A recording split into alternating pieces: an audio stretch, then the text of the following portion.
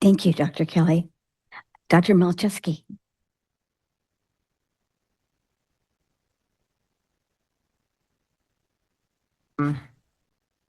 I did attend PTA Council School Power Endowment in one of the town halls, but I'm going to focus my comments on another board issue that is related but separate. At the January 23rd meeting last year, the new board majority agendized the district's communication plan for discussion. And I know Mrs. Morgan wanted to talk about two-way communications in public records, but it veered into a critique of the plan and a call to rethink it, including more board input. Mr. Hales argued that the president of the board should have a larger role in board and district communications, including working with the communications staff. I didn't agree with Mr. Hales then, his interpretation of the bylaws, I don't now, but we did all agree at that time that we would bring it up at a future governance meeting.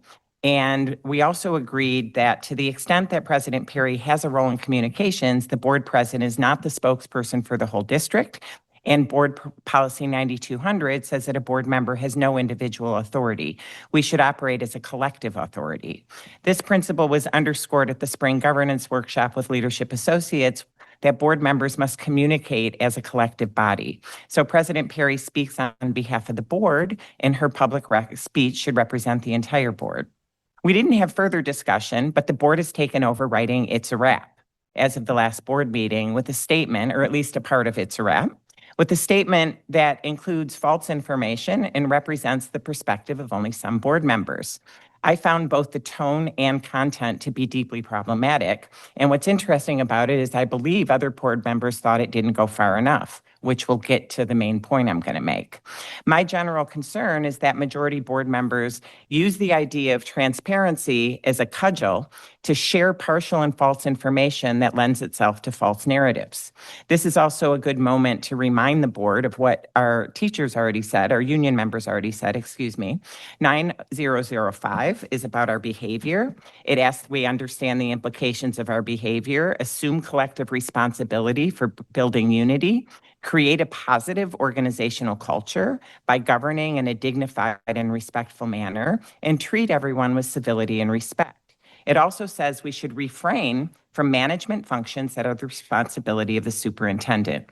In writing the last It's a Wrap, the board, in my view, undermined the role of the superintendent, who is our CEO, bypassed our communication officer, who is a nationally recognized expert, and represented the views of only part of the board. When I called the district office to find out why It's a Wrap had been written with a politicized and alarmist tone, I was told that the district communication expert is on a short-term leave. The problem here is not about some petty concern about who gets to write a report. The new board is creating constant churn and chaos, has tried to take over district and teacher function, has gone after our unions. And if you're wondering about that, I urge you to read the public comments for tonight's meeting.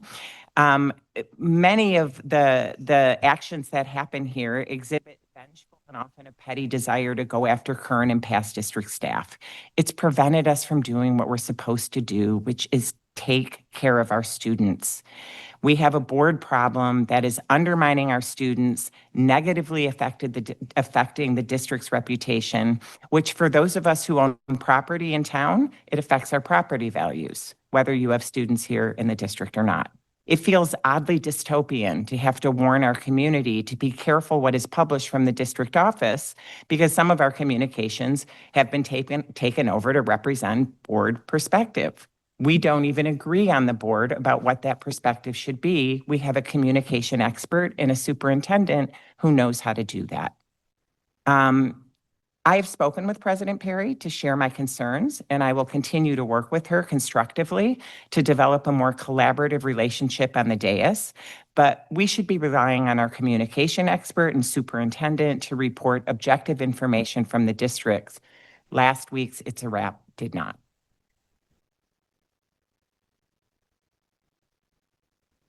Thank you.